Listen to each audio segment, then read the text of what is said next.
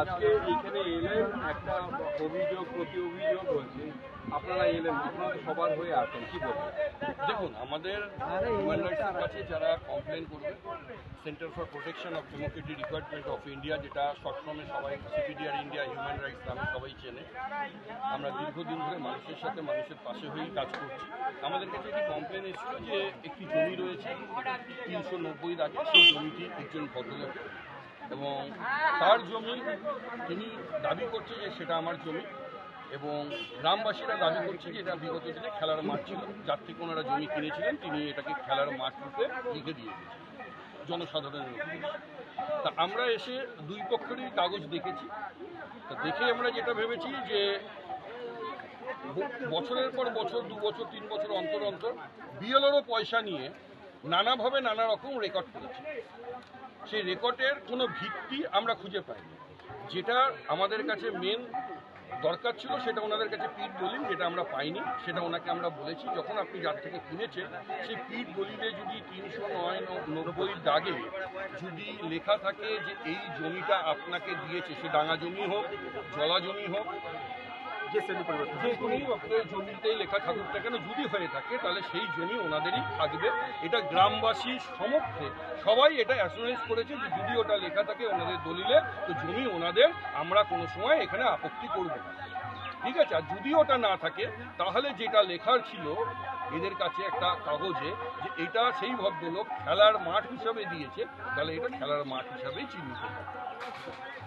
এবারে উনি আমাদের থেকে বেশ কিছুদিন সময় নিয়েছে যে উনি পিঠ দলিলটা বার করবে। পিঠ দলিলটা যদি আসে, দরকার পড়লে আমরা বসে সেই জায়গাটাতে আমরা এখানে ফতোয়াটা দিয়ে যাব, এবং সেটা যদি দুই পক্ষে মেনে নেয় তাহলে কোনো সময় অসুবিধা নেই, আর না হলে সর্বোপরি কোর্ট, যদি ওনাদের সেটা না ভালো লাগে তাহলে কোর্টের দ্বারস্থ হবে।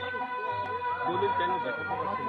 দেখুন, ওনারা যে কাগজগুলো দেখাচ্ছে তার সঙ্গে দলিল দেখাতে পারছে, যদি দলিল দেখাতে পারছেন কোশ্চেনটা আপনাকে তার কাছে করতে হবে। আমার কাছে যে কাগজের রেকর্ড এসেছিল সেই রেকর্ড অনুযায়ী আমি যা দেখেছিলাম, সেই রেকর্ড অনুযায়ী আমার কোথাও মনে হয়েছিল যে না, হয়তো ওনাদের এখানে এসেও দেখছি বহু পুরনো রেকর্ডও ওনাদের কাছে। সেই রেকর্ডের ভিত্তিতে আমরা যেটা পেরেছি, এখানে প্রত্যেকটা জায়গায় এই সিচুয়েশনটা আসার মেন কালপিট হচ্ছে আমাদের বিএলওর সাহেব, যারা যেই সময় এসছে, তাই তো দিদি?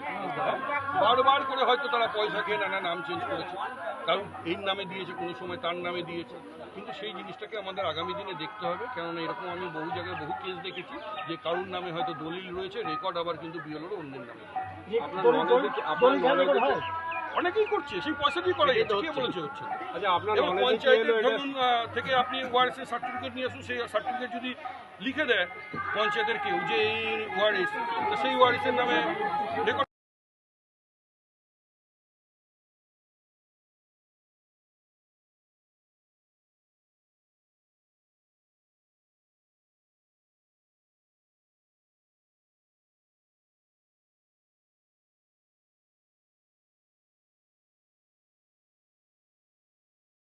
মনে করছেন জমি শ্রেণী পরিবর্তন করা হয়েছে?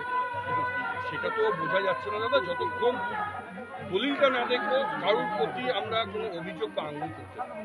কিন্তু আমরা যেটা অভিযোগের আঙুল তুলছি সেটা বিএলওর দিকে, কারণ আমরা এটা প্রত্যেকটা মানুষ চেঞ্জ করে দেখেছি যে এটা হয়েছে। আর রেকর্ডে যদি এই মাঠটা ওনাদের থেকে থাকে তাহলে এই মাঠের জমিটা ওনাদেরই হবে, ঠিক আছে, যারা আমাদের সামনে দাঁড়িয়ে রয়েছে। আর যদি এটা না হয়ে থাকে তাহলে এই মাঠটা জনসাধারণের হিসাবে যেটা ব্যবহার হয় সেখানে বহু মানুষ বহুভাবে কাজ করতে পারবে। তবে একটা জিনিস, এখনো পর্যন্ত যে অবস্থাতে যতক্ষণ না এর ফয়সলা না হচ্ছে, কোনো সময় কোনো কিছু কংক্রিট তৈরি করা যাবে না, দেয়াল গাঁথা যাবে না, কাঁটা তার দেওয়া যাবে না, কোনো পিলার দেওয়া যাবে না, কোনো লোহার গোল পোস্ট পোতাই যাবে। বাচ্চারা যদি খেলে তো ওই বাঁশের গোল পোস্ট করে খেলতে পারে, সেটা দরকার পড়লে পরবর্তীকালে যদি ওনাদের হয় সেটাকে তুলে ওনাদের হাতে দিয়ে। জমি জটের কারণ একমাত্র বিএলও, জমি জটের কারণটাই বিএলও। দেখুন, জটের তো কারণ বিএলও পুরোপুরি আমি বলবো না, ব্যাপারটা যার জমি সে বলছে আমার, কিন্তু সে এখনো পর্যন্ত তার পিঠ দলিল দেখাতে পারছে। আর রেকর্ড আদার্স যারা গ্রামবাসীরা বলছে যে এটা মাঠ, ঠিক আছে, এবারে মাঠও আমি দেখতে পাচ্ছি, রেকর্ডেও আবার ওনাদের জমি দেখাচ্ছে, কিন্তু দুটো মিল, যেটা আপনি যেখান থেকে পিঠ দলিল যেখান থেকে আপনি কিনেছেন তিনি কি লিখেছে সেটাই আমি পাচ্ছি না। আপনার জমি আপনি ওটা কি লিখে কীভাবে বেচেছেন, ক টাকায় বেচেছেন, সেটা যতক্ষণ আমি না পাবো সেখানে আমি মন্তব্যটা করতে পারছি না। আর সেই ক্ষেত্রে আমরা এই কারণে বিএলওর কথা বারবার করে উল্লেখ করছি, এখানে বহু জায়গায় বহু বিএলওর এই একই কাজগুলোই করে আসছে। আমি বহু অঞ্চলে গেছি, বহু অঞ্চলে দেখেছি যে এই কারসাজিগুলো বিএলওরও করে, যেহেতু পঞ্চায়েতের লোকেরা ওআরএসএন সার্টিফিকেটগুলো দিয়ে দেয় মিথ্যা, এবং সেই ওআরএসএন সার্টিফিকেটেরকে কেন্দ্র করে বিএলওর নাম পরিবর্তন করে দেয়। এই জমি এনার নামে হয়ে যায়। আপনার নামটা বলবেন?